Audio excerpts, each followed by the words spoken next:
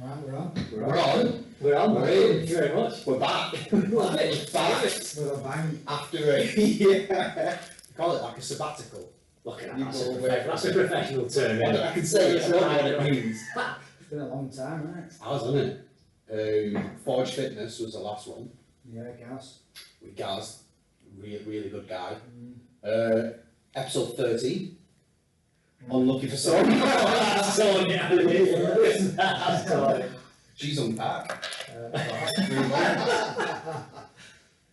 So we drag it down already. So, episode 13 with you, Dave. Yeah. Good to be here. Thanks very much for the invite. Welcome. Look, this is amazing. It is, isn't it? Thought It is the best. I'd treat you, you know. Put some effort in. This stuff's. Look at that. Come to Burnley and get treated, who'd have thought it? Earning. Not a mile or a pin sign. No, Well, Bennett. This is quite, probably meant to happen as well. So, tell us a bit about background, I think. Yeah, okay. Yeah, so obviously we connected in with through a mutual friend, Yes. basically, who kind of put us into this world. Oh, you thought you're doing this podcast, you fancy getting involved, put us in touch, and that's where we went. So, yeah, I've had I guess an interesting last 6 months, if not an interesting last 9 years. You know, I've done a few kind of bits of radio over the last few months and podcasts and stuff, and you start to talk to people about what you used to do. I mean, I've got a creative design business. That's what I did initially. So Freckles, the creative design business, thought I'd exploit the marketing. You know, nothing being a ginger man and not exploit it, is it? So that's what we did, and I did that for a few years and got involved in the charitable sector and helping a few people out from a marketing point of view. A few of my pals were setting up social enterprise and all this kind of stuff, and got involved with that. Was doing some volunteering for an organisation called Street Soccer Academy, who work with lads in crisis. So football was the hook, but it was a personal development programme, kind of helping these lads, ex-offenders, recovering addicts, homelessness. You know, some lads in some tough situations. Yes. There's a lot of it about. Absolutely there is. You know, sport was the hook. We got them in for a couple of hours a week doing this kind of session, but then we helped them to get back into work, back into housing, all the stuff that, you know, that the lads needed. Yeah. So I had that going on, which was all brilliant, this crazy world of, I guess, supporting lads in crisis and having this marketing and branding business. And then 9 years ago, I lost my best mate to suicide, Really. which was just, as you can imagine, a sideswipe. You know, my best pal from uni, and it Out of the blue as well. out of the blue, yeah. You know, as a lot of people talk about in these scenarios, you know, life and soul of the party, unexpected. You know, we went to uni in Lancaster. He was a Southern boy, so we saw each other, you know, weddings and all this kind of stuff, and it was never on the radar. And I knew a lot less then about mental health than I do now. Yeah. But yeah, it was obviously a shock for the family, and I struggled with it, boys. I'll be honest. You know, it sent me left field. I had so many questions. So much of this, what could I have done? What could I have done differently? Could I have had a conversation differently? And it sent me on my own journey in around kind of mental health and my own well-being. And it'd been something that I'd never considered, never been on the radar. You know, I'd always had little bits maybe of anxiety and stuff that people recognise, but nothing to this level. And ended up on this journey of effectively trying to sort myself out. Now, I'm fortunate in many ways. I've got good family, good friends. A lot of good advice came my way in terms of professional help and support. You know, I had people there going, I don't get what you're going through, but I'm here for you, mate. Yeah. And you know, the stuff What that can I do? yeah, absolutely. But in the midst of that, I was obviously working with these lads that were in much worse scenarios than me, and helping them was actually helping me. You know, I was learning some stuff. 100%. And so for the last 9 years, I've kind of had this little thing welling up and getting bigger and bigger. This heart-driven thing to go, right, this horrendous situation, something good's got to come out of it. Yeah. And I you know, I improved, and I still have tough days with it, of course I do. And you know, it's not something that goes away overnight, mental health. I still have, you know, tools and stuff that I need to bring into play and look after myself, and I know the things that I need to do. So, There's no switch, there's no remedy. no, there isn't. No, there isn't. You know, they talk about living with it, don't they? And you do, absolutely. And you know, like physical health, you talk about it all the time, like you break your leg, there's always a conversation with it, but you're always doing the physio, aren't you? You're always looking after, you go back playing sport and you do it noticeably differently because you're managing stuff, and I just saw it like that and thought, right, you know, I'm getting into a place where I'm doing better and I want to do something with this. And 9 years is a long time to well something up as an idea. And I got to October of last year, and a lot of the stuff that I was doing, I was freelancing back into a lot of social enterprises, met a lot of social enterprises that were doing stuff around wellbeing and mental health, which was brilliant.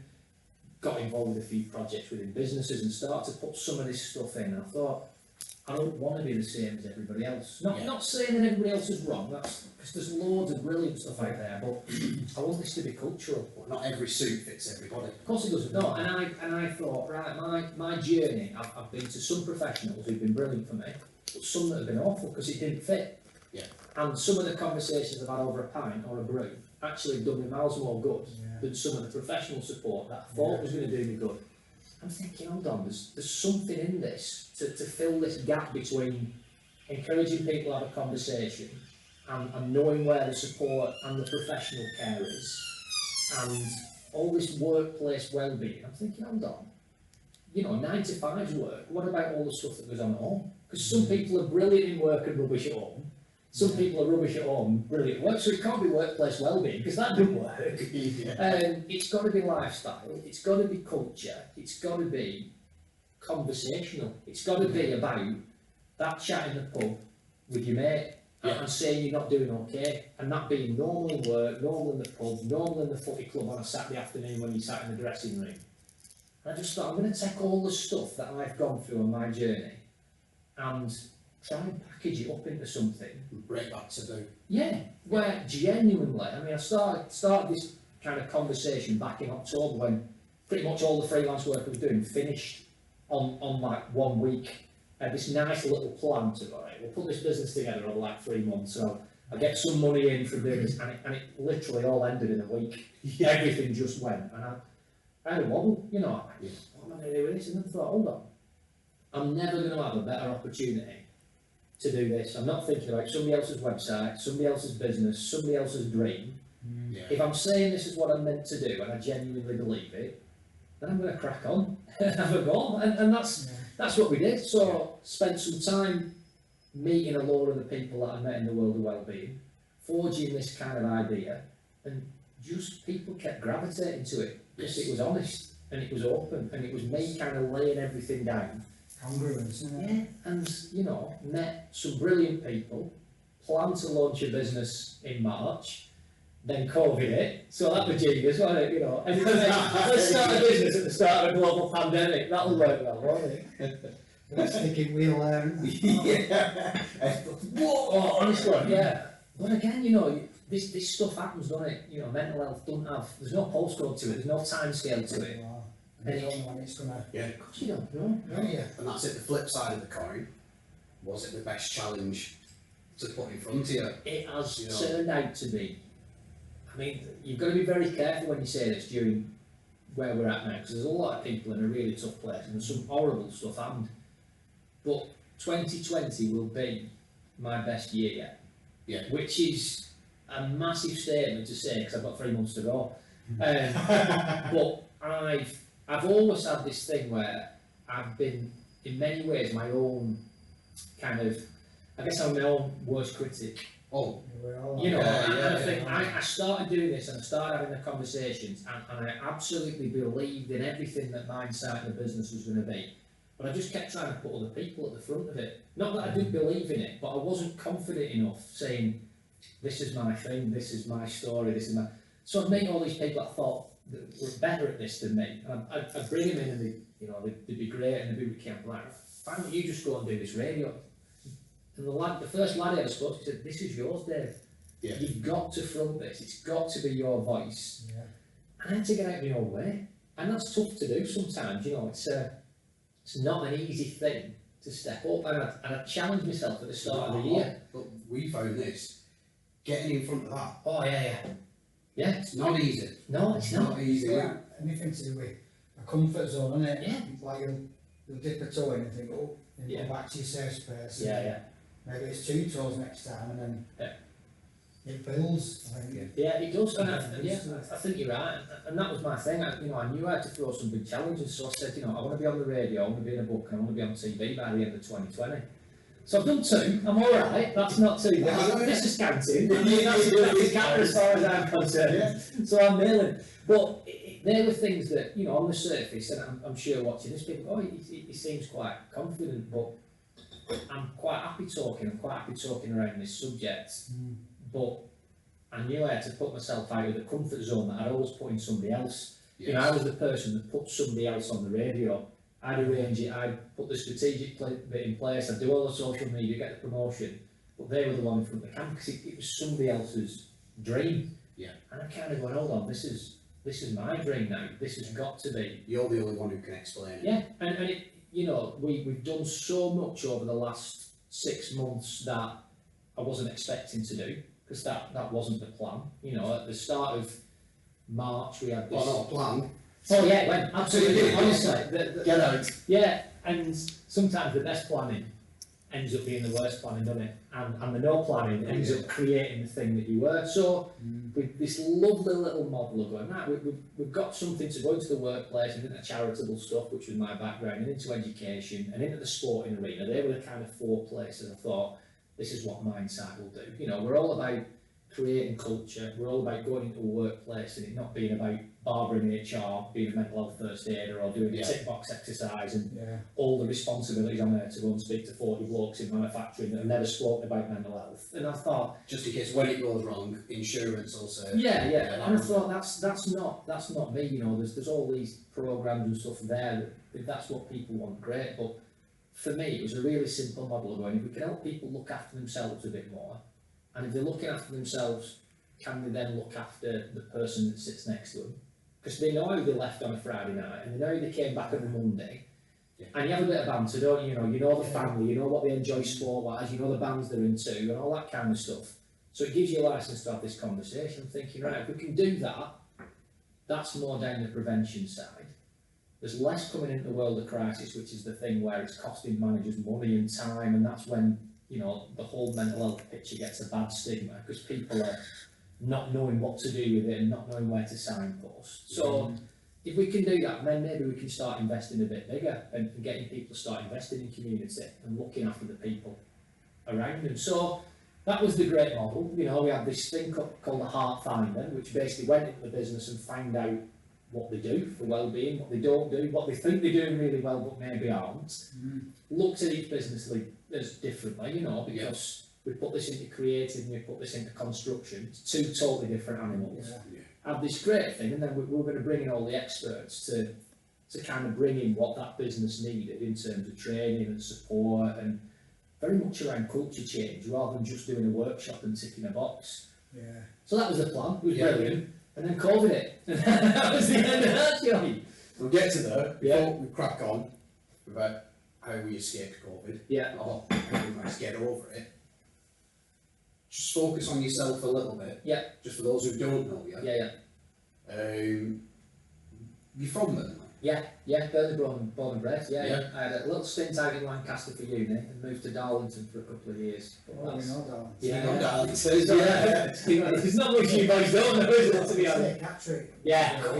Well, that was my drive, So where'd you go to high school? So I went to high school at Barden in Burnley. Oh, did you? So went Mansfield. did you? Right, okay. So I'm just around the corner from there now. So I went to Barden High School, went to St Theodore's sixth form, and then went up to Lancaster for uni. So my dad taught the high school that I went to, which was interesting. It was funny, all the stories that he used to tell. So my dad was a science teacher, but he did all the social studies and all that kind of stuff. So all the stories that he used to use as examples, were all about me. And then when I rocked up, so that was So I literally walked into the school, and there's all these lads. I mean, obviously, you're going at year 7, don't you? There's all these lads in year 11 just laughing because my dad's just been reaming out all these stories about me growing up. So when I went, he started to tell the same stories about my brother.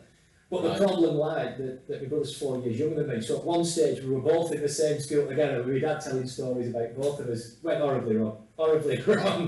How old are you? I'm 43. Yeah, 43. Do you know Dave Bracken? He went to tennis. I went to sixth form. I know the name, I don't know him. But yeah. He's a little angry man. Shares my haircut at the minute. Style himself off me. So you went to Lancaster? Yeah, well I went to St Martin's, so I actually started doing teaching. That's what I went to do initially. And I went up to do that, and that's where I met my pal. And yeah, I went up to St Martin's, did 2 years of that, and then got to a point of going, I like the whole teaching, I like the classroom bit. I'm not up for this paperwork malarkey at all. It can't be your job, because I worked in a school. Yeah, and it became more and more, and having seen my dad go through teaching, and teaching change as he went through his career, and you know, seeing some of the effects it had on him, I thought, I don't want to go through this. Yeah. I like the experience, I like the teaching. So I actually went into coaching. I did a lot of sports coaching. So my degree was geography, sports studies and education. That's what I did. Got rid of the education bit and focused on basically getting in and around the teaching environment with kids that potentially wanted to learn rather than had to be there. Yes. And did the coaching for the, played footy for years and did the badges and all that kind of stuff. So got into that, and that's where I went with that. So I've got a question. I think we have got the same question, and I'm going to let you ask it. Well, you're a Burnley lad. Yeah. We've established that. Why Arsenal? That was my next. I'm going to tell them that this and support them. Right. Well, there must be some. There is. I mean, it's again the decisions you make somewhere back in the day, and you can't change them, can you? Sometimes. So I remember growing up, I had a season ticket at Burnley. Kind of back end of primary school, went on. This is the days when Burnley were, away at Tranmere Rovers on a Saturday afternoon. I remember. And I enjoyed it, but there was this spell, I think. You don't have to justify it to me, yeah? No, I feel like I need to. It's become a confessional, this, hasn't it? So, I remember a pal of mine, it was a Scottish lad, and we went up to visit, met this family on holiday, and we went up to visit him, and he was a Motherwell fan, and they were playing Celtic, went to see the game, Motherwell Celtic, and Scottish football, if you've ever been, is a whole different ball game than English football. Brilliant. One of the most entertaining things I've It's more off the pitch. Oh, honestly. So I sat in this crowd, and again, there was just the noise in the Celtic was massive. And Charlie Nicholas was playing up top for Celtic. Champagne Charlie. And the season after, he signed for the Arsenal. Right. So, as a kid, like this was like 86, 87. I remember having a United shirt for the cup final in '85, which devastates me to this day, breaks me. And 86, I thought, right, everybody's Everton, Liverpool or United. That was how it was. Liverpool was massive. Everton were huge at the time. I thought, right. And I do this sometimes. I have these ideas of going a little bit left field. It explains what I'm doing in the business. I thought, right, Champagne Charlie, I'm following him. Let's go. It wasn't my best decision. So went with that. And he was more in, he was absolutely more in. He'd come from Scotland, he'd done all this kind of stuff. He'd been brilliant for Celtic that afternoon, just liked him. Prior to him scoring 2 goals in the Little Cup final in '87. I don't think he did anything else for the Arsenal. That was all he did. But I was hooked. And then you got the whole '89 Anfield thing. So the Mickey Thomas moment. So I'm kind of 11ish at that stage. Yeah. So you can't ask for any more as a kid. And I got worse. I've got worse over the years. So I went to uni, started uni. I've got worse. I have. Like most people, kind of calmed down. I haven't. I've become like, I guess, like the childhood that most people get with the football clubs. I got late on in life. Yeah. So when I went to uni, I was going out with a girl that lived round the corner from Highbury. So every weekend I was going down. It was back in the day when you could get tickets without any problem. Yeah, stand up, and a pal of mine is he's quite high up at Preston North End. So contacts for tickets and cup finals. I basically lived this champagne dream of being a gooner.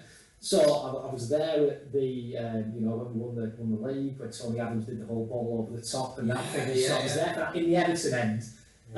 with Howard Kendall's daughter at the time, which was a very interesting scenario. That's another podcast. So I went to uni with Lisa, and we went down on the day with a pal of mine who was an Everton fan, and again a very strange afternoon because obviously they weren't doing great that season. I was in the Everton end; they were about to go down. Yeah. Dad was obviously his job was in jeopardy, and Tony Adams is bobbing the ball over the top, and it's going in the back of the. So I'm sat on the hands, squirming. But again, you know, they're the memories, aren't they, that you keep and you associate. And it's funny, I was doing a radio show yesterday actually, and I got to pick my own tunes on the radio show. And again, the stuff I'd gone for was stuff that we had at uni, and you know, the songs that remind me of my pal and those. I was in a band at uni as well, so the lad that my pal that died was the drummer in our band. So we had all that kind of stuff. I'm a bass player, so I just sat at the back, like letting everybody else milk it and just, you know. Yeah. What genre? What? Oh, full on indie. Full on. That's the genre. Yeah. That was us. So I was at uni. I went in '95 and finished in '99. So it was the era. It was a great era. So I went to Nebworth, so Oasis in Nebworth, and did all that kind of stuff. But we were playing in Manchester, you know, in kind of 90-day cafe and those kind of places in and around that time. So the music was brilliant, you know, and it was honestly, it was such a good time, you know. It was a revolution, really, wasn't it? What was that? Yeah, like the 60s modern version, I think. Because in the midst of that, you had Euro '96 as well. Yeah. So I mean, again, new Labour coming through. Oh, it was all happening. Yeah. So my first 2 years of teaching, you know, I used to get on the bus. I mean, my first teaching practice was in Burnley. Hilarious. So I went all the way to Lancaster to do teaching. Could have gone anywhere in East Lancs. Took me down to Todd Road, just round the corner from here. Walked through the door. Like the first time I ever did a teaching practice, obviously the first time you go in, you're a little bit nervous. Yeah. So I'm going in, and there's 5 or 6 mates that are on the course. Walk through the door. I know 3 of the teachers. One of the teachers like ran the town team when I played footy. One of the ladies was like good friends with my mum and dad. So I was like, "Hi Dave, you're alright." So all your kids falling apart. I'm like, "Oh, it's alright. This I'm quite up for it." And I think, you know, those memories and stuff. I remember sitting on the bus to and from, you know, and Euro '96 and Chris Evans doing Radio 1 and you know, 3 Lions down. TFI. I've been on it. I was on TFI Friday, yeah. So we again from a uni point of view, I'm actually on TFI Friday in the crowd, just chanting the word chips over and over again. So Who was gigging though? Coleman and Butler were on. Yeah. It was we got a bit ripped off really, because I think the previous week was Ian Brown, and the week after was Shed 7, I think. Shed 7 on the way down. I think we got cast Coleman and Butler. It was a really weird guess. Ripped off with cast? Well, I'll tell you what, so the downside, when I was in, Cast supported every band that I saw. Cast and the Lightning Seeds, I must have seen about 1,000 times each. Right, so you've had it First up to yeah. Doesn't matter what they Yeah. say. But the problem is as well, I had quite curly hair for a while. So I used to get associated with the lead singer from Cast when he was in the Lars and stuff, which again, you know, there she goes, one of my favourite tunes. Yeah. So that, again, I've got a love-hate relationship with Cast. You know, it's funny memories, isn't it? I went to the Justice '96 concert after they did you know, obviously all the Hillsborough stuff. Yeah. Right. They did a Justice '96 concert at Anfield again when I was at uni. That's like Manic Street Preachers and Cast and Lightning. Basically every Liverpool band on the planet they drafted into this event. But it's that thing, that whole thing of how strong football and music through the 90s and early 2000s, and it just seems to have dissipated slightly. Yeah, and you know, the association that people have with all these kind of things. I mean, Mindsight, the brand is designing a pair of Adidas trainers. In fact, designing these Adidas trainers, because that's what I wear. I thought, I need to do. You've got to send us any free trainers. Yeah, so I got, well, do you know, again, my stories come left field. So, have you heard of a fellow called Gary Aston? He designs, he's a Blackburn lad. Yeah, he did that thing he did. From Darwin. Yeah, so they did Padiham. They did Padiham, they did Blackburn. Yeah. So he did this big exhibition last year, and again through some connections I had with the charities, I got invited to the launch of this. Yeah. So they've kitted out this theatre in Blackburn just with hundreds and hundreds of pairs of Adidas sneaks, like ones signed by celebs. So I've ended up on the guest list of this thing. So Adidas are doing these beer cans all branded up and all this kind of stuff. And I'm walking through, and Manny's DJing in the corner. Fucking hell. So I've got him, I'm like early doors, so I've walked in, Manny's DJing, so I'm having a bit of dance with him.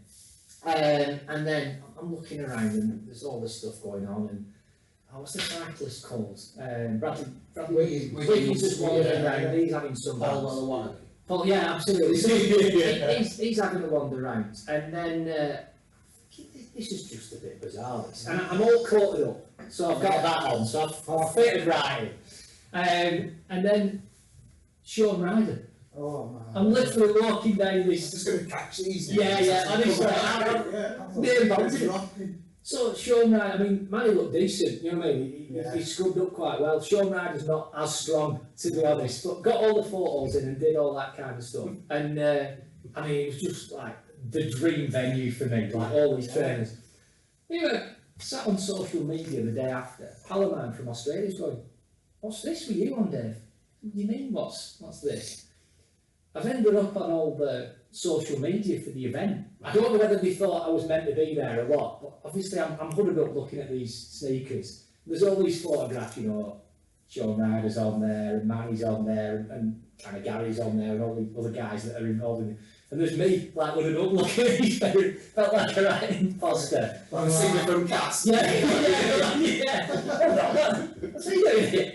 So yeah, I mean, it's funny, isn't it, when you look back, the kind of the relationships you build up, and I think this is why Mindsight works so well, because it's been about relationships. I had absolutely no right to be at that event. You know, it was just because I'd had a conversation with a few people, and I was in the right place at the right time, and was having the right kind of conversations, and there I am, wandering around this venue, sucking the Adidas beer, chatting to Manny. That's what we say though.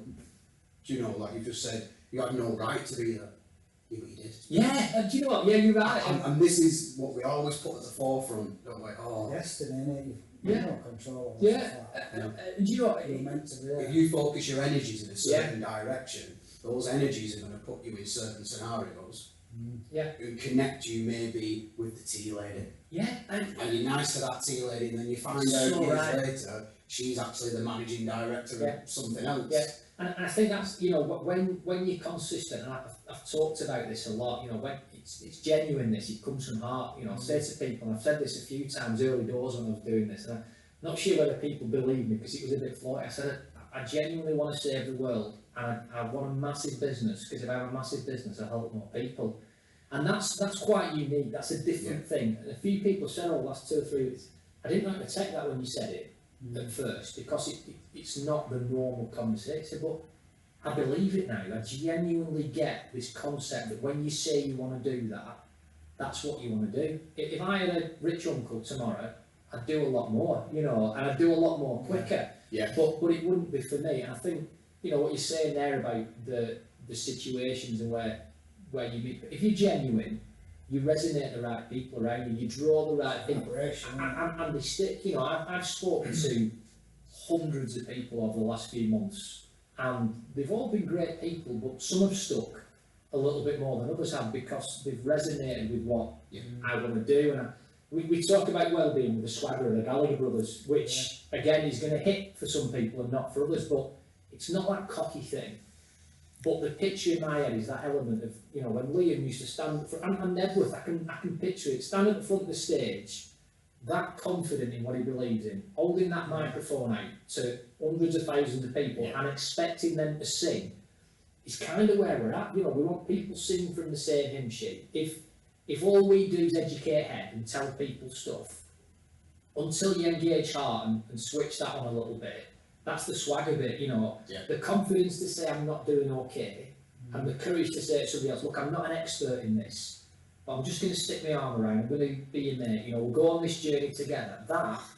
That's not head stuff, that. Your head will talk you out of it, but your heart kind of switches you on and goes, do you know what, I'm not doing great. And we're here, I guess, to facilitate the bits around it, you know, to find the right support, to point people in the right direction. But all in all, that conversation over a coffee or over a beer could be the thing that somebody needs that nobody else has done. And you know, there's so much about music and sport and footy. You know, my most emotive moments, other than, you know, things like getting married and stuff like that, have always been in those environments when you just feel that you fit. That's what it is. Yeah, there is, yeah. It's a big movement, isn't it? Yeah. Even look, solo sport, solo music artists have a team. Of course they do. They have a team, and it's that being involved. Yeah. Feeling part of something. Yeah. What music and sport teaches, we both know this. You're going to get it wrong. You are going to get it wrong. You're going to get it wrong until you get it right. Yeah, and it's true. So true. Allowing that wrong, we found, talked about, people are too scared. Yeah. Of that wrong. Yeah. Oh, I've got it wrong. Yeah. I'm rubbish. Yeah. Even with this podcast, we've had to sit there and say, don't know what we're doing. Yeah. We don't know what we're doing. Each episode, each experience is going to be a new one. Yeah. But that was that one. Yeah, absolutely. How we reflect, then how we transition that knowledge into this episode. Yeah. You know, the next one might be better than this one. Yeah, and in a different way. And you learn, and I think sometimes when you look at mental health, you know, the fear of getting it wrong at a cost to somebody is massive. And Mindsight, I mean, again, you want to do this more often, boys, because the link's brilliant there. But Mindsight came off the back of hindsight being the biggest thing that I struggled with. So the whole conversation around my pal was, what could I have done differently? You know, at that wedding, what could I have done differently to stop that happening? And as I went through kind of my learning and my experience and the journey, actually I realised just being his mate was what he needed. Yeah. You know, that we were talking about, you know, serious clinical illness. This was something that he was getting the right treatment for, that, you know, some people knew about, but it wasn't widely known. He was doing everything he possibly could, but at some point, that decision, I got to a stage of going, you know what, I probably couldn't have changed that decision. No. But being there at that wedding, being me, you know, I've got a photograph, I've got this dream for Mindsight that at some stage I'll be stood in front of this massive audience, and it's not about me, with this one picture I've got of my pal at a wedding, me and him, he looks like my dad, so we're like that, and you know, and it's on a screen, and I get to a point where this is the One by the Stone Roses is playing, and I go, that's it. That horrendous situation, that picture that always sits in the head of going, that's you, that's the you that I knew, that's the, you know, not the clinical bit, not the ill bit, the you as a person. And, you know, my thing is, if we can get this out to as many people, I'm not bothered about me in the nicest fashion. If I get, you know, if I'm stood in front of a crowd of 100,000, then it's 100,000 people hearing the right message. If I'm stood in front of a crowd of 2, it's 2 people getting the right message, you know, and that's what we've genuinely done with this. And during lockdown, we've probably done even more of it, because we've had to, you know, you've got more people concentrated in one place. Yeah, you know, we couldn't. Behind that. Yeah, we couldn't do anything about the delivery that we wanted to do, and those first 2 weeks of kind of everything locking down, I think it's brilliant. I'm ducks in a row now. Everything's got to be, and that's probably one of the things that I struggle most with. And all of a sudden, this business that was my heart has disappeared from under me. Going, right, I've got to do this, but I can't. Yeah. And that white noise that popped up of everybody telling you what you should do, and the 5 tips from working from home, and all this kind of stuff, I'm going, all these people have got digital platforms set up. I have nothing. You know, we were always going to do digital, but it was always going to be a backup. Yeah. Because this for me is how you solve stuff. It's face to face. Yeah. Digital support's great. It gets you out to more people. It might give you an app on your phone at 2:10 in the morning when you need something. But 9 times out of 10, this is what works for me. Because humans need humans. Of course they do, absolutely, and we know that more than ever now. And that's why isolation is used as a punishment. Yeah, it is. You know, there's no coincidence in that, is there? You know, and I'm sat there going, there's all these people miles better set up than me. They've got all the digital stuff. They're all zooming, and you know, they've got all these tips. And I went, hold on, how do they know what the top 5 tips for me are today? Because they know absolutely nothing about me. So what works for me doesn't work for somebody else, and what works for me on a Monday doesn't work for me on a Tuesday. So I thought, right, we've just got to start asking some questions and providing some space. Rather than assuming what the answers are, let's ask the questions and actually provide the answers to the things people are looking at. And that's kind of where the concept of roast and toast came from. Well, let's get into that. All right, okay. Because roast and toast means something different to Yeah, I us. was just going to say, yeah. Roasting someone to me. Yeah. It means giving in. Yeah, so this is the interesting thing. So I did radio yesterday, this lady called it roast and toast, and she's like, how do you say it? I'm like, yeah, roast, and she's from Manchester. I was like, come on, have a word. Roast and toast. Yeah, so I'm like, look, it's roast and toast. She's like, roast and toast. I was like, yeah, let's not take it there, but that's what it is. So the ultimate for roast and toast was, and lots of people have seen it quite differently. So for me, it was the combination of beer and coffee. That was the thing. So the roast was the brew, the toast was the beer. So I thought, you know, the best thing for me has been those conversations. So let's make something that people talk about, because everybody looks at it differently. So people come back and go, well, is roasting not like, you know, is he not getting a go at people? I said, yeah, it is. I said, right, the first session, I'm going to walk myself up. Session number 1, that's what we're doing. Yeah. We're going to roast me. That's how it works. So I need to create this honest space where we're coming in and asking people to share and support. It was a good characteristic of leadership. Yeah. So I'll start. And what I've done previously, I've done a few things within business where, you know, I'd sat and somebody had said, well, we're doing mental health awareness week this week, will you come in and talk to a group of lads? And rather than kind of getting a nice PowerPoint, I went in and talked about suicide, and I talked about my experience visiting the GP, and I talked about medication, and you could see the lads dropping, but by the end of the session, you know, everybody kind of, all right, okay. And my takeaway is, right, we've opened that conversation up now. That's a conversation that I know you're all uncomfortable with. I've got used to talking about it, so it's quite an open conversation for me now. What I'm giving you is license to go and have those conversations with each other. I thought, right, that's worked in a small group. Let's just do that. So came up with this really simple concept, going, right, everybody can get on Zoom. I've used it for a bit, let's bring them in. 9:30 till 10:30 every Wednesday. And I'll just invite these people that I've met over the last few weeks, and we'll start doing this little interview thing.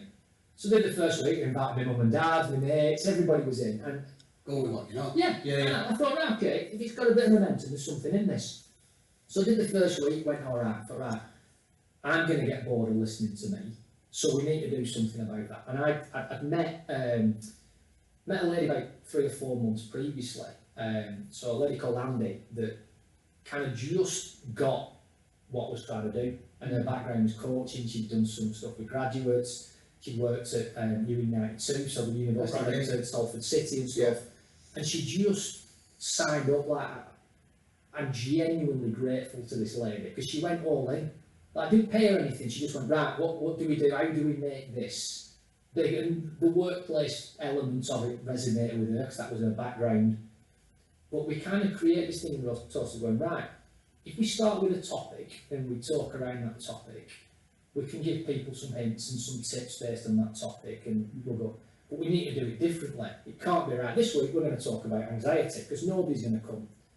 So we went, right, it's what's the ironic in itself. Yeah, it is, yeah. So I thought, right, the thing people do is, and I'd seen this coming up, come and learn about, you know, how working from home is going to cause you stress. I'm like, I don't want to do it like that, because that doesn't feel natural. So let's flip the focus. That's our tagline. So flip the focus is the tagline what we do. Everything we try and do as comfortably as we can. So I thought, right, let's do a topic like courage.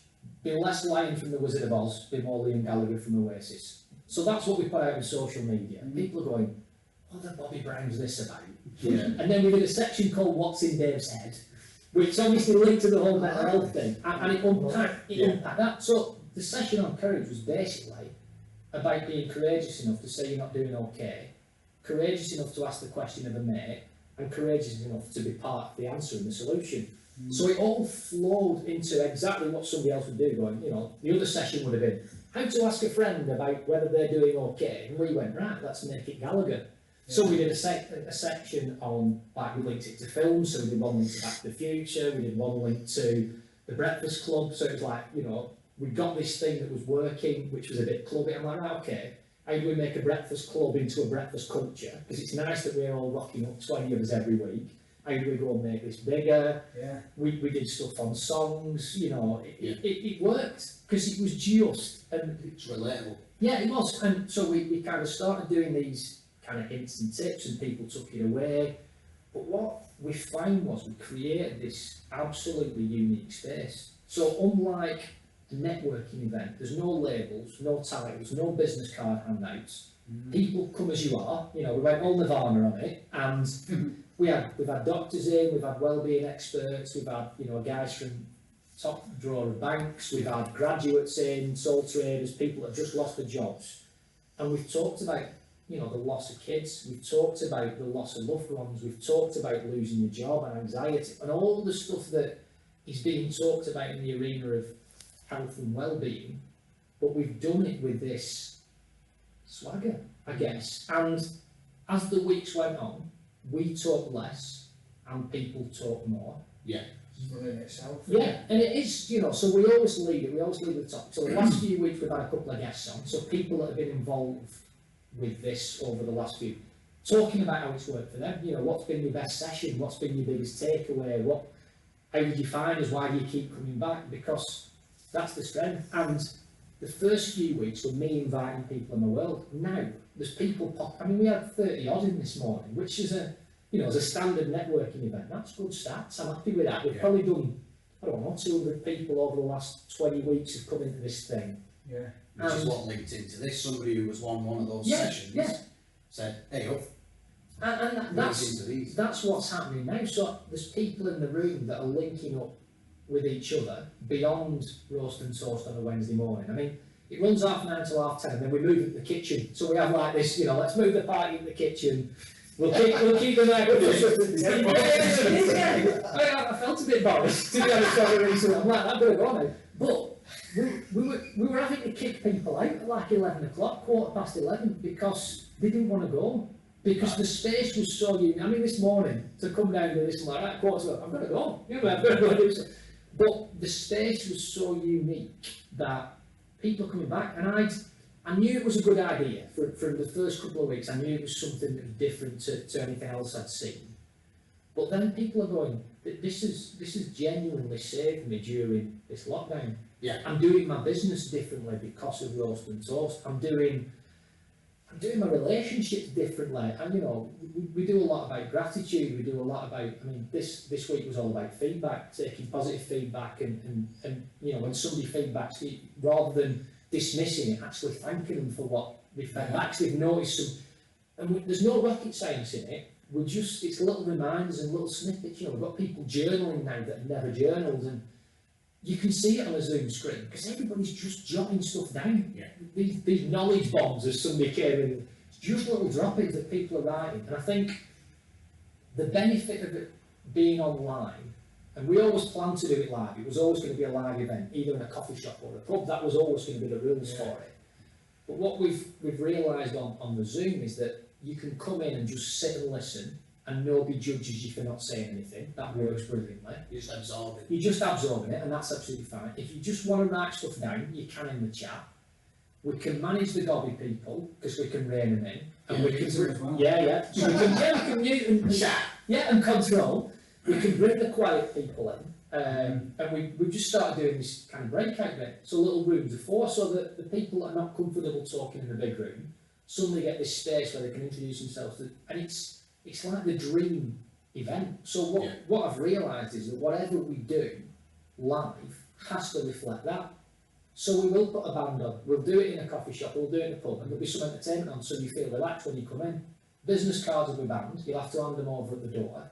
And we'll get... Look, I like that because it's Bob, Sue and Rita too. Yeah. You know what I mean? Go on. It's in 90s Bob. Not that bit. But it's not Director, Chief Lord of the No, it's North, Commander of glass collecting doing whatever title you've given yourself in your works, but you're not, you're you.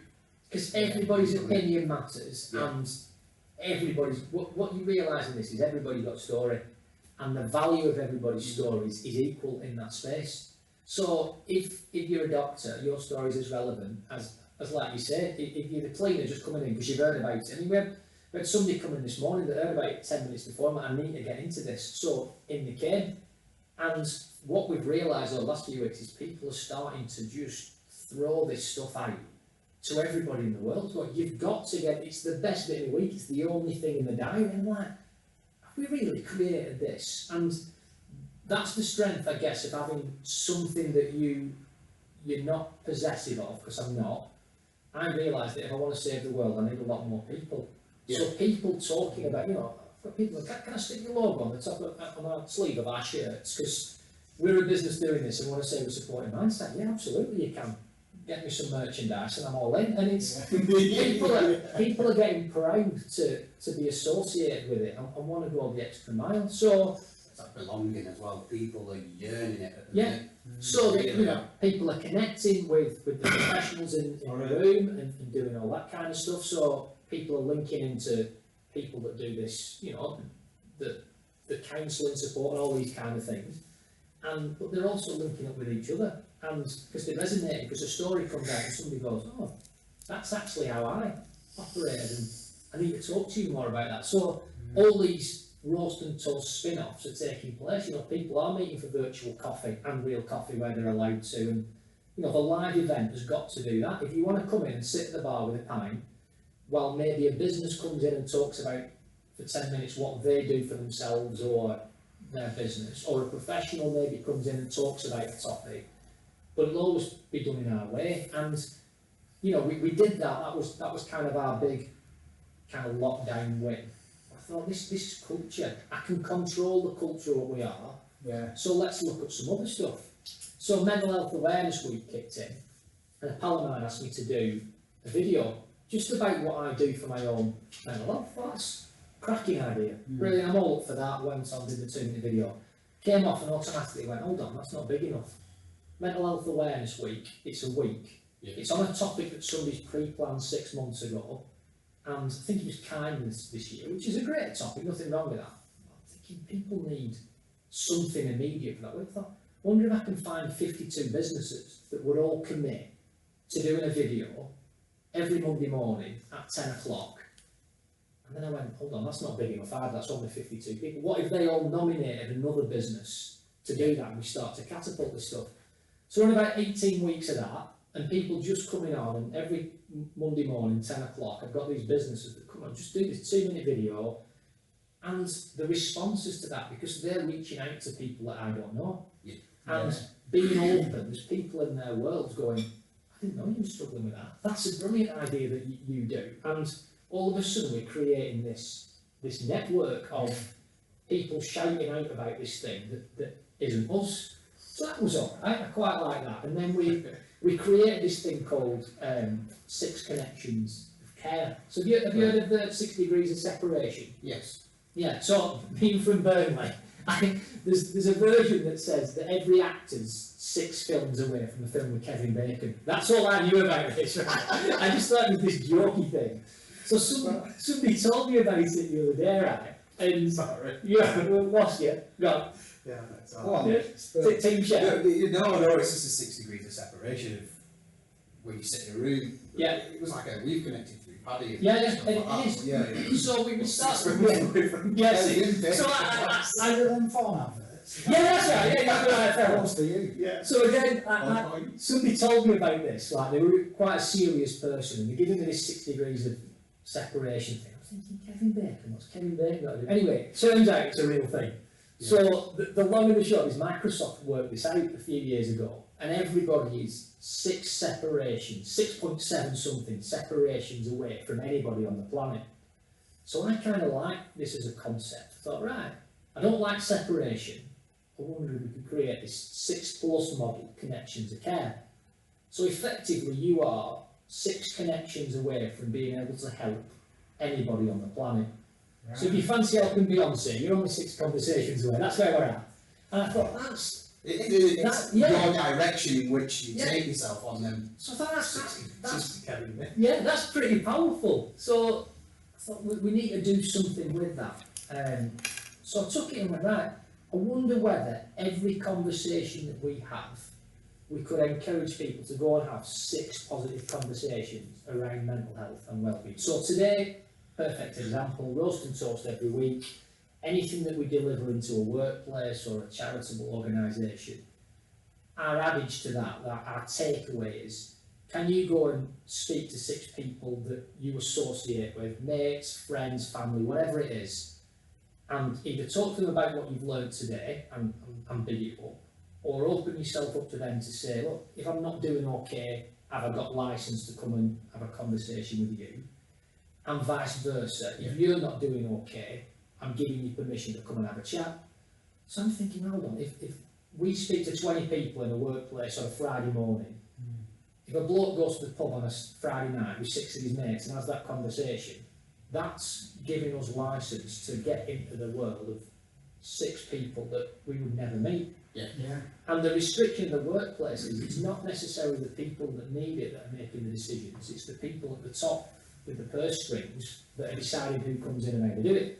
So even at this present time, that's even more difficult. And it's not that the people at the top are selfish, it's just that if kind of mental health and well-being isn't on your radar, you're not looking out for the people, you know, all the stuff that we've talked about. It's gross profit at the minute. Yeah, it is, you know, we're... Everyone's looking at the numbers, looking at the books. Yeah, we're very aware that we are restricted in a lot of ways of some of the stuff that we want to do because people are looking at other things. And I got to a stage of going, I don't want to be restricted by finance. Our tagline is people over profit. You know, we're going into workplaces and if you invest in your people, then they will make you more money. They'll be at the desk longer, they'll be healthier, but you'll also be helping with the families. Because if your kid's getting bullied on social media at 9 o'clock on a Monday morning, that's the thing that's in your head. It's not what you're doing with your work. So if we can help somebody to manage those things and manage those circumstances, actually they'll be better in work. But if we are restricted by one decision maker or the climate that we're in at the present moment of time, then this isn't going to work.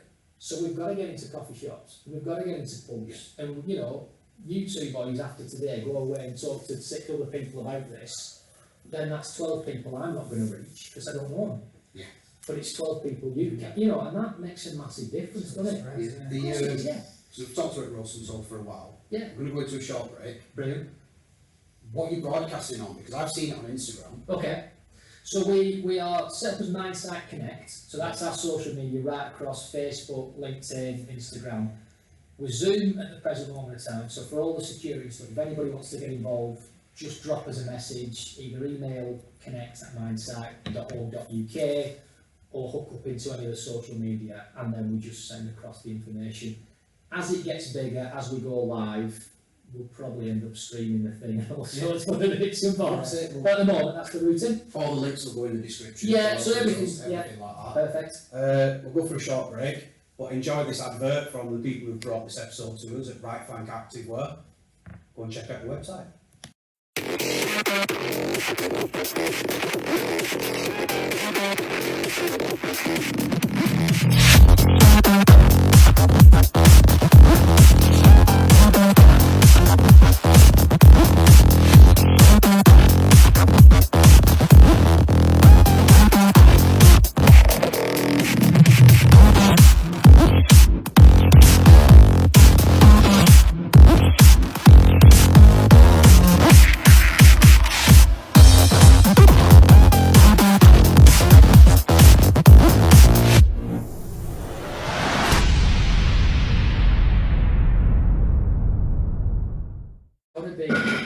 It's got to be something different to what everybody associates with kind of well-being and mental health at the moment. You know, you say to people well-being and they automatically go into fluffy mode. You know, it's all bin bags and you know hippie stuff, and then you talk about mental health and everybody automatically goes to clinical and illness.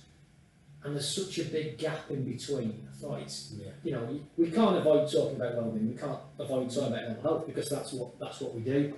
But we just need a model that kind of makes more sense to people and talks about how we make this a sustainable thing Yeah. and not a reliance on keep buying the same products from us forever and ever. You know, it's the worst business model ever. We want to leave at some point, because if we don't, it's not sustainable. So came up with this idea of architecture.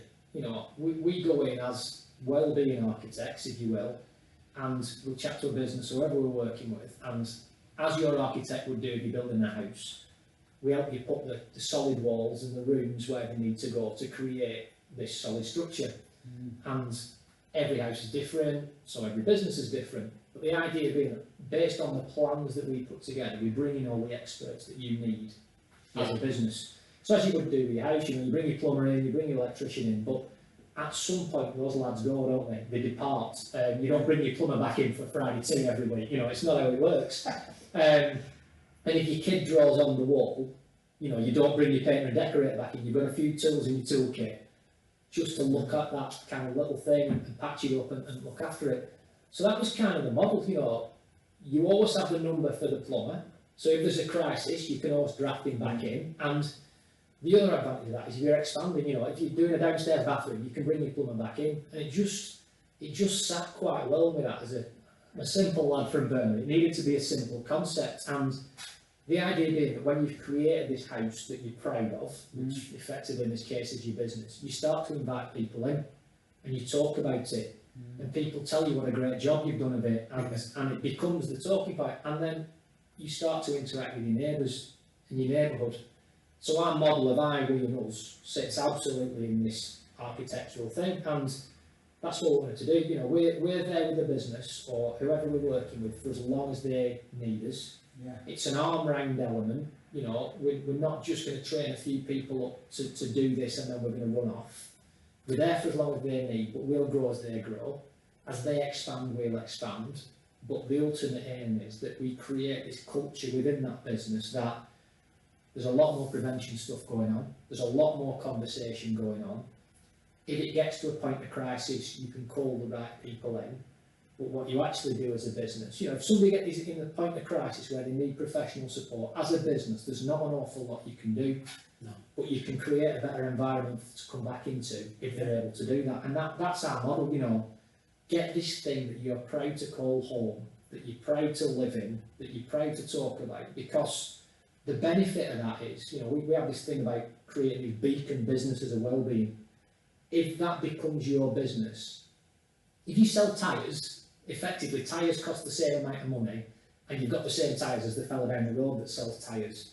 The difference is the service. If the people that are in your business are picking up the phone in a better fashion, if they're talking about your business outside of work, if people are coming through the door and noticing there's something different about the environment, you know, I've got a marketing background, you'll sell more stuff. That's the difference. And that in, you know, the environment that we're in at the present moment in time, looking after people and creating an environment of care that isn't just physical, you know, that this is something that can happen when you've got 20 members of staff working from home, and you've got 20 members of staff in the office, and all these kind of things are happening that changes.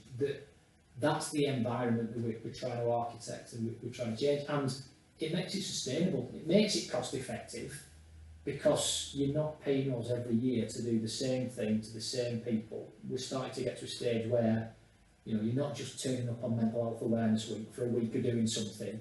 It's in your calendar. You know, we talk about a people planner. That's what we want to do. We want to create this planner for businesses where they invest in their people, in their community, whatever that looks like, to just have this nice place to work. You know, a cultural environment of care is a massive thing.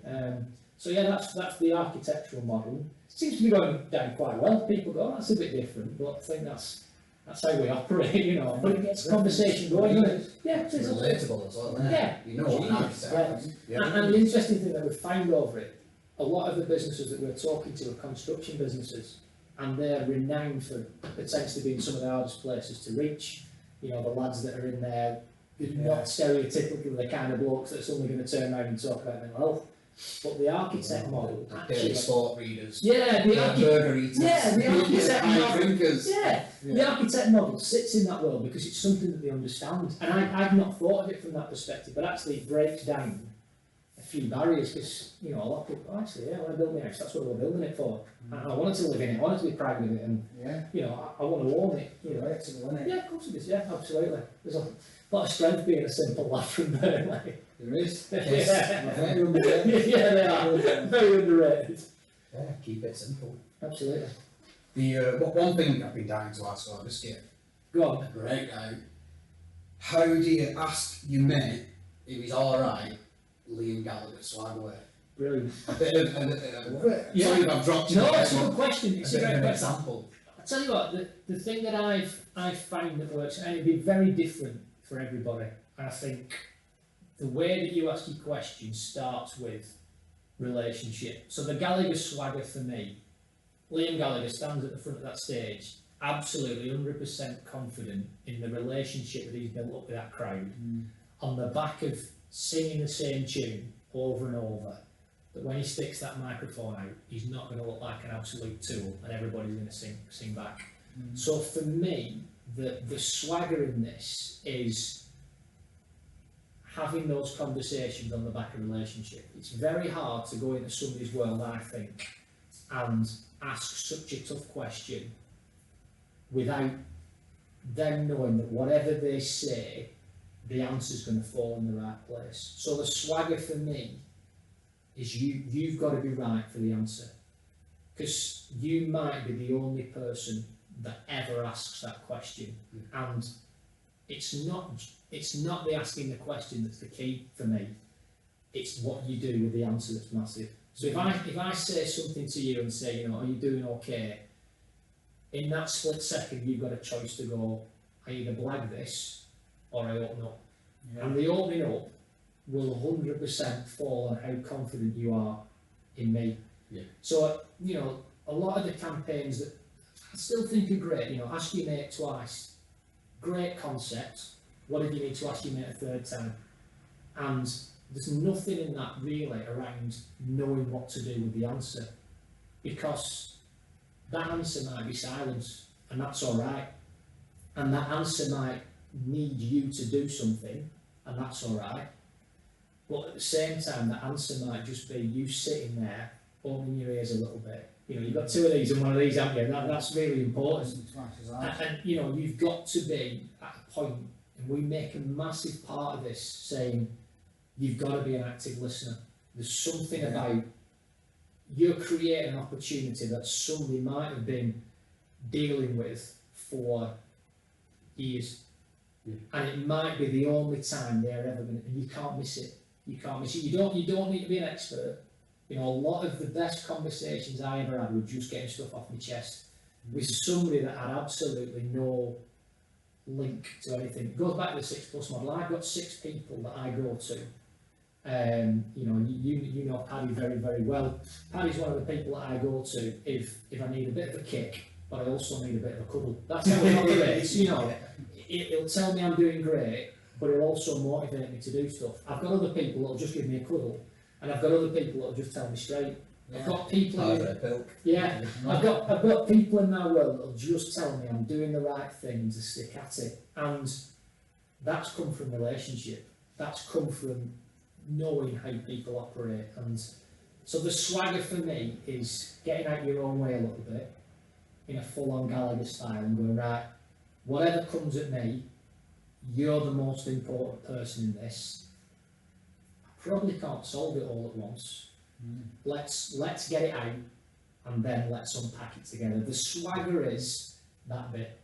The arm round going, whatever this looks like, I'm on this journey, and I'm not turning off in 20 minutes when you finish talking, because I'm all in. And I think that's the swaggery bit for me. You've got to go, right, here you are, crowd.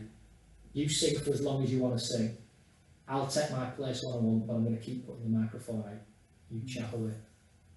That's good, that. You're right with that? Yeah. Because I've just put that off the cuff. I tell you, it's funny when a lot of people, I've had that response. It's not a big-headed thing, at least I don't think it is. But I think when you know what you know in here from a heart, because it's a genuine thing. That's not me having to be a psychologist or having to be a professional counsellor.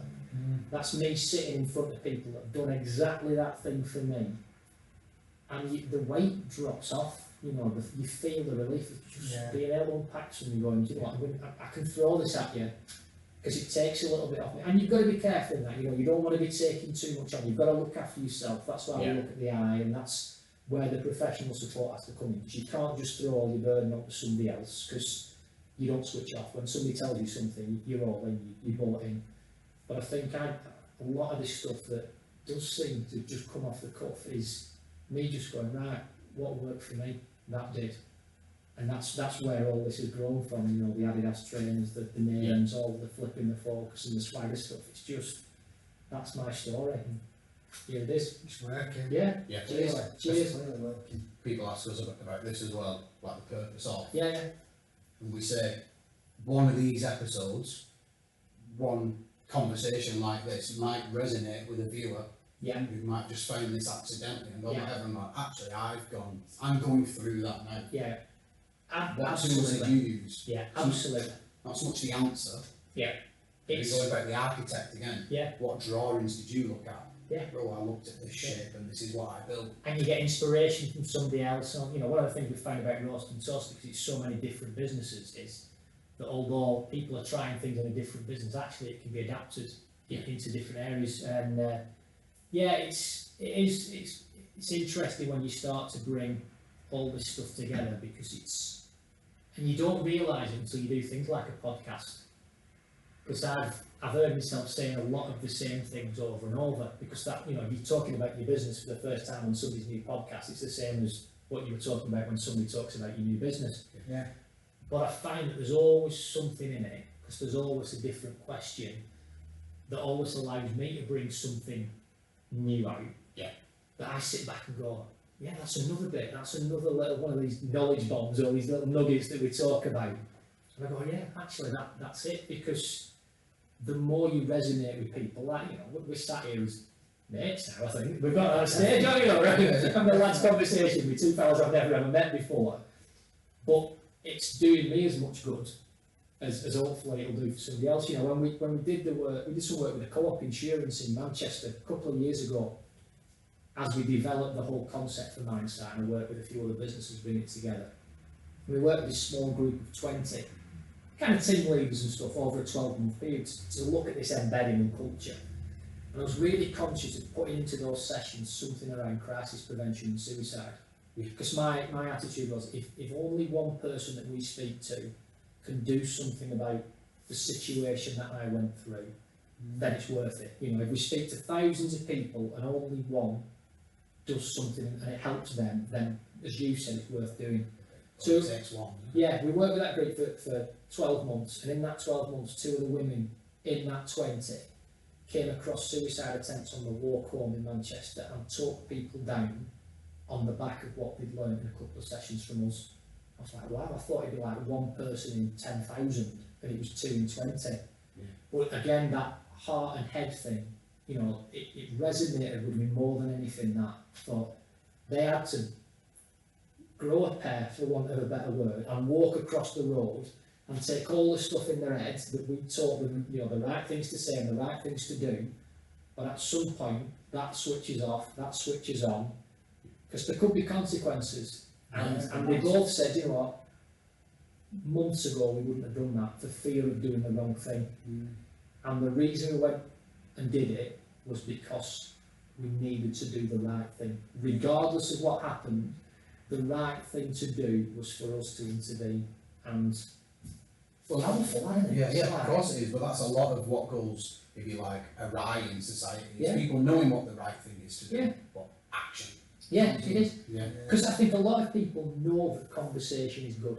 I think, you know, where we are at the present time, there's so many people now encouraging conversation, and it's better, don't get me wrong, it's better than it used to be. And there's more people encouraging, you know, blokes to talk and specific groups to talk, which is great. And there's a lot of stuff shouting up at the top here in terms of solutions. For me, there's a massive gap in the middle, because if you start talking and somebody points you in the direction of the solution, and I have this conversation with businesses all the time that tell me they've got these brilliant employee engagement programs, and you know, we've got all the links on our website, and we're going, right, okay, does that person know what this organisation does? Does that person know that it's okay to ring that organisation? And do they know what's going to happen when they ring them? Because that's when you need your mate. Because if you ring a number and it's not what you need, then that could be the last time you talk about it. Yeah. And sometimes, you know, and from my own experience, from doctors and the people that are supposed to be the help, and I'm not saying that avoid counselling because I benefited massively from it, but some hasn't worked for me because it wasn't a good fit. Yeah. And some doctors have been worse than others. It's like taking your car to the garage, you expect it to be fixed. And I think a lot of the time people go to that professional with the title and the expertise and they expect to be fixed. And either it's not the right fit. Yeah, with a generic solution. Yeah, and it's, everybody's different. You know, that's where we're coming from here. It's why we don't want to do workplace wellbeing, because every workplace is different, but everybody in that workplace is different. And it's got to be bigger than that. And I think you've got to have the support for when the solution you think is going to work for you maybe doesn't work, to help you pick up and go, right, okay, that was just that, we'll go again. And I think that's where we're at. This is what I've seen in talking to you, why I think, you know, the roasting talks has been successful. It's because of something like masking movement, it's hidden counselling. It's just said it's my therapy. Yeah. I'm like, is it? Yeah, but it's like, we found, look, we've got a joint connection with somebody else, Padre Pilk. You know, that's what we're talking about. It's the most unsympathetic guy. Yeah. But got me foot, little black, didn't he? He's like, strap it up and crack on. One of them. Cool. Runs a football club. Yeah. Okay. 100% guarantee that the problems he comes across weekly are dealt with within that close unit, at football, at training, during game days. Yeah. It's hidden therapy. Yeah, and it's finding something. The dressing room environment, you know, I've played amateur footy for years until I kind of got too old and knocked it on the head. But that dressing room environment was the thing that I missed. And it's, you know, it's not always the best environment, but the pint after the game and the conversation with the lads was really valuable. You know, it was a big part of Saturday afternoons. And chat to a few people recently who said, you know, the therapy that some lads have is going down the rugby club on a Saturday afternoon and knocking 10 bells out of somebody else because they need that release. So yeah, but it is, you know, you know the sport in a ring. You know, you spend 80 minutes, 90 minutes, depending on what sport you're playing, knocking 10 bells out of a bloke, and you walk across the touchline, and 9 times out of 10 there's a bit of banter in there, and it's good. And I think that is valuable for people because, you know, at the moment that's not happening.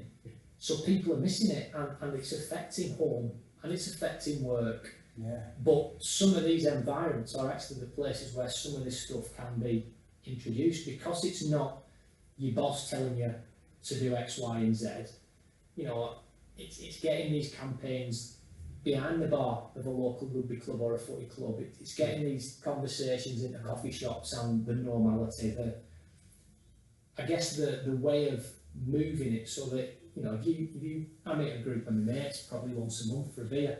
If this was just part of that conversation in the mix, you know, we were talking about Chorley earlier on. I go to the games, or when we could, grab a pint with my pal before the game for an hour, and we just chew the fat about how we're both doing. And you know, we've both got stuff going on, and it helps us, and that's valuable. That's just part of everyday life. I don't have to go to a counsellor for some of this stuff. Yes, I do for other things, of course I do. You know, that's the nature of kind of working through some of this stuff. But often, just getting it out and unpacking some stuff and lightening the load a bit and getting somebody else's opinion and different opinions, like I was saying before, you know, the person that gives you a kick and the person that gives you a couple, you need all that kind of stuff because it builds resilience, doesn't it, and helps you develop stuff. Variety, isn't it? Yeah, it is. Spice of life. Absolutely. Nice link. Brilliant. But it shows experience because, again, you don't know what's going to come out. No. And like you said, the Gallagher effect could be, or you're going to receive this information, oh, I had that once. Yeah. Or clutch went on my car once. Yeah, yeah. This is what, and it's all the brakes. It's a story there. Yeah. But I think it is because, you know, I've through a lot of the stuff that I did helping lads out, you know, I learned what the way to deal with the A&E waiting list was. I learned what doctors were going to say, you know, for a bad experience with a doctor. I had a brilliant experience with a doctor, and you know, went in and had a conversation. went to see the nurse about a plan and all this kind of stuff around medication. And I answered all the questions that they asked, and I had a great family around me, and, you know, they asked the questions about if you considered taking your own life, and my answers were really positive. But I got to the end of that and I said, look, what if I hadn't have answered as well? And she said, well, I've got 5 minutes, answer opposite to how you answered. Right. So I did. And she told me everything that would happen, and the signposting and the routes and all that kind of stuff that they would give if that came in. And there's not a lot of people go through that situation, or if they have, they're not in a position necessarily to share it. I thought, that's experience. That, I don't have to be a professional to do that, but I can say to somebody, if you went into your GP and they told me this, I've been there. And if you go in your GP and say this might be a better way of doing it, and this is what's worked for me. I'm not saying it works for you, but the more people you've got in that mix of saying, this is what worked for me, the more solutions you make available for people. And I think that's it. You know, Roast and Toast has brought normal people together with real life stories who can actually just turn around and say, this is what I did.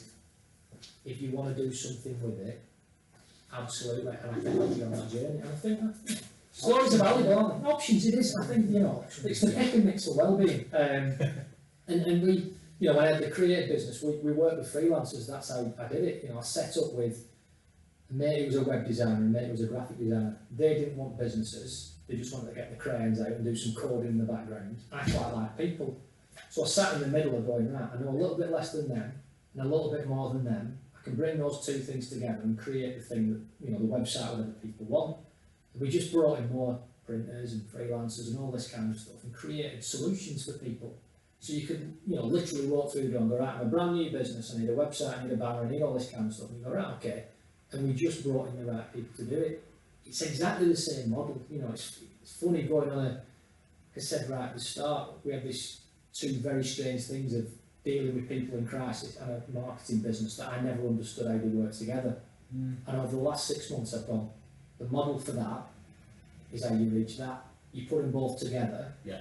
And it's like, you kind of have these revelation moments every now and then going, wow, that's alright, isn't it? But it's how we've done everything different. You know, there's no other wellbeing companies out there designing the logos up on a pair of Adidas trainers. There's probably nobody else designing their wellbeing structure on the back of a creative design plan. But that's how we do it, and we will be Marmite. It will fall with some, and it won't fall with others. Yeah, but that's okay because thick toast. Yeah, it'll take some people to catch up. Yeah. But anything with a momentum, the people that have resonated with this so far will be the type of people who continue, because, you know, some people are ready for this, some people aren't, and that's how we're going to do it. We'll meet the people that are all up for this. Well, innovation as well needs to break that barrier of, well, that's the way we always did it. Yeah. Well, let's try it a bit different. Yeah. Don't be afraid of it. Yeah. Because, you know, nobody likes anything new, do they? No. Yeah. We'll change. Yeah. And in the nicest way, it hasn't worked yet, has it? So somebody's got to do something. And that's where we get into the old, like we were saying earlier on. Well, alright then, let's try it. Yeah. If it works, it works. Yeah. If it doesn't work, we'll find out what did work, what went well, the 3 W's, and build on that. Yeah. Which is what Danny's big believer says to me, reflection.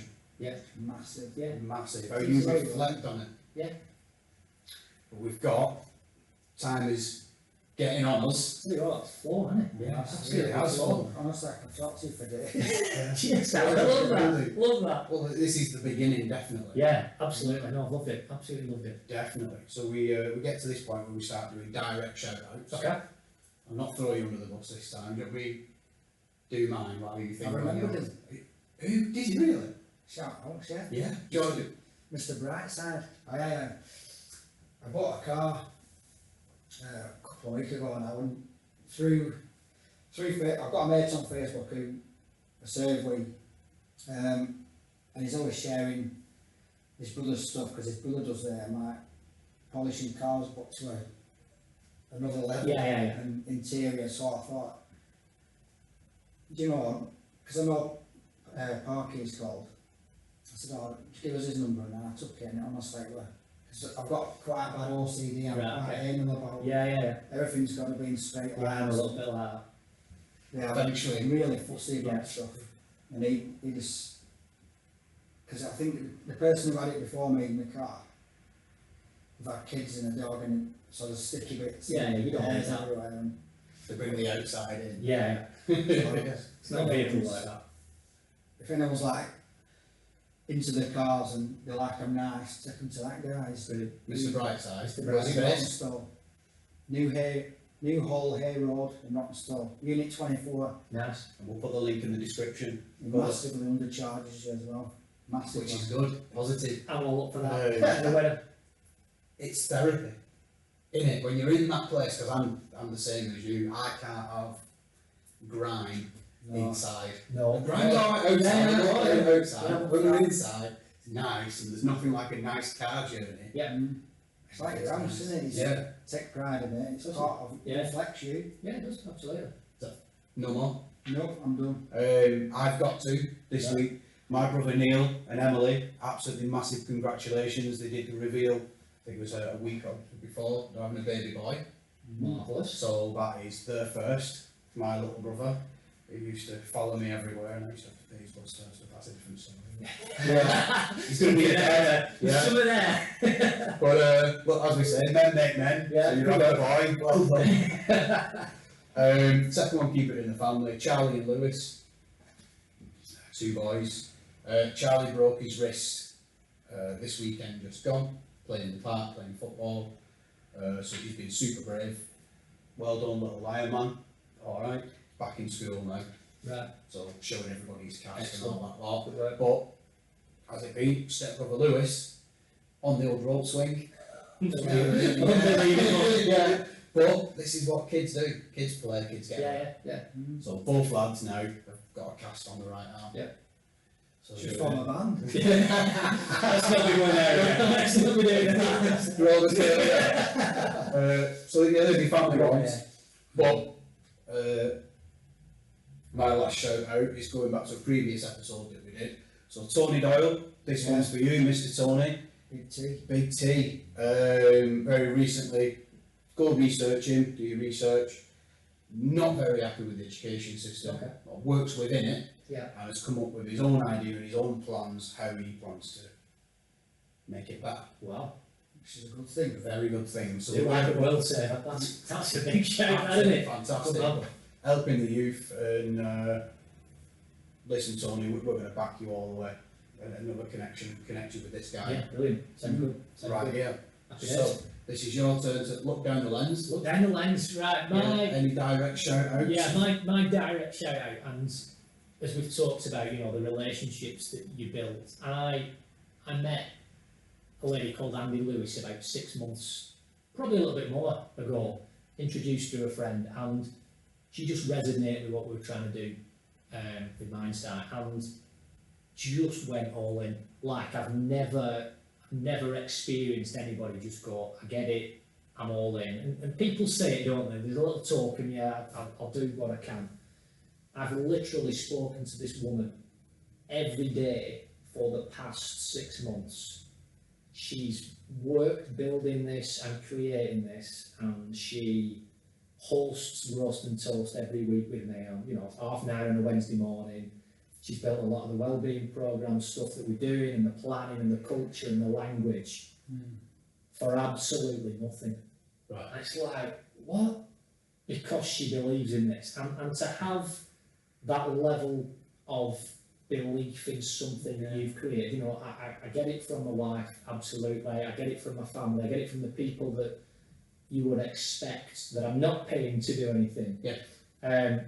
She's done it, and she sees the growth in that. And I think at a time when I doubted me and whether this could be big enough and I needed a bit of support and help, she just went all in. So she did get a pair of trainers, in fairness, a couple of weeks ago. I thought, you know, we've got to do something, but still, 6 months for a pair of sneaks is a lot of commitment. So 100% my shout out today is to her.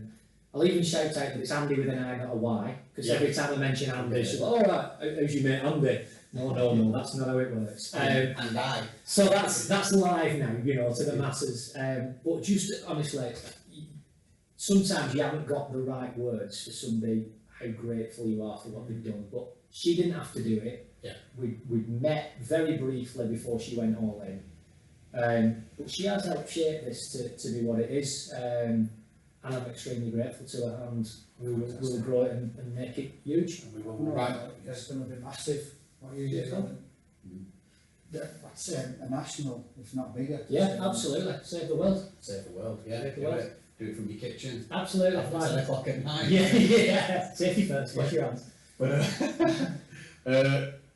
music has been very prominent. Yeah. Throughout this episode, and throughout this Absolutely, conversation, this chat. Definitely, we believe music is direct attached to emotion. Yeah. Emotion creates action. Absolutely. It unites people. Yeah. It does, yeah. And some of our, well, we've talked about the Gallaghers, some of our geniuses, if you like, have not had a straight line life. No. And it comes No, music, most of them are. yeah, it brings out, you know, it's therapy, another form of therapy, writing your words down and you release. A lot of transitioning soldiers we've talked to, and friends of ours, have started creating music, you know, being creative and doing one of them. So, yeah, and whether it be in music. Yeah. That's music, whether it be Yeah. music, or whether it be DJing. So the last episode, DJ Andi T, Right. mixing, doing everything. And this week we're going a bit left wing. Love it. A grime artist, if you like. I can use that. Sorry if that's what it is, but it's Mr. Loyalty. Excellent. Loyalty. I see what he's done. It's my old neighbour, Mr. Phil Hands. And his album's coming out, but the title track of that is Get Got. Nice. And that's what you'll be listening to now. So this has been episode number 13. This is our new best mate, Dave. Excellent. Love that. And we're the two guys. We're the two guys, and like our t-shirt show, who can? Shaka can. Shaka can. I love it. Who? Roll VT. Awesome. Good job, boys. 20 minutes.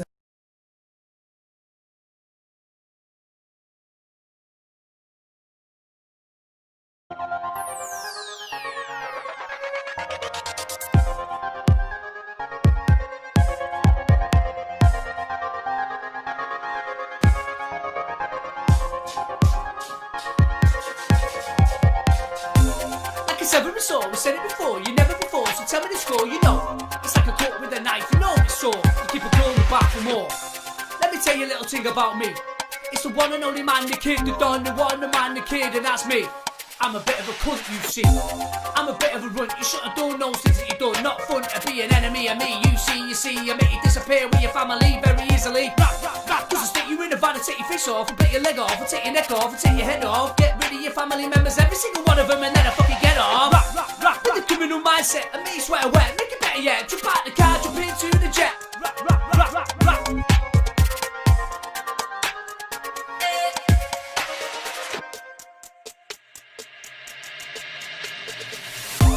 Van dripping with the blood of your family, yeah, but you never ever can get got. Van dripping with the blood of your family, yeah, but you never ever can get got. But you never ever can get got. But you never ever can get got. Van dripping with the blood of your family, yeah, but you never ever can get got. But you never ever can get got. But you never ever can get got. Van dripping with the blood of your family, yeah, but you never ever can get got. But you never ever can get got.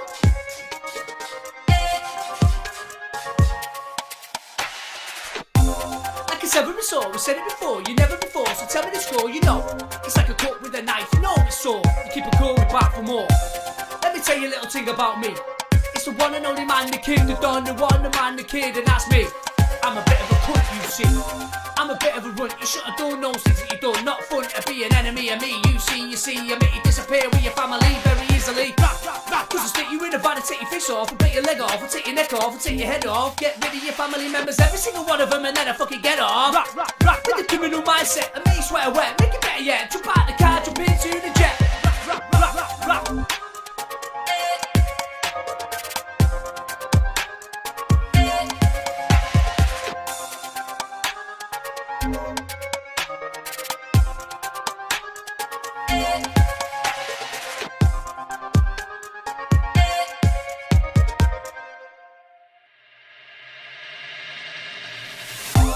Band dripping with the blood of your family, yeah, but you never ever can get got. Band dripping with the blood of your family, yeah, but you never ever can get got. But you never ever can get got. But you never ever can get got. Band dripping with the blood of your family, yeah, but you never ever can get got. But you never ever can get got. But you never ever can get got. Band dripping with the blood of your family, yeah, but you never ever can get got. But you never ever can get got.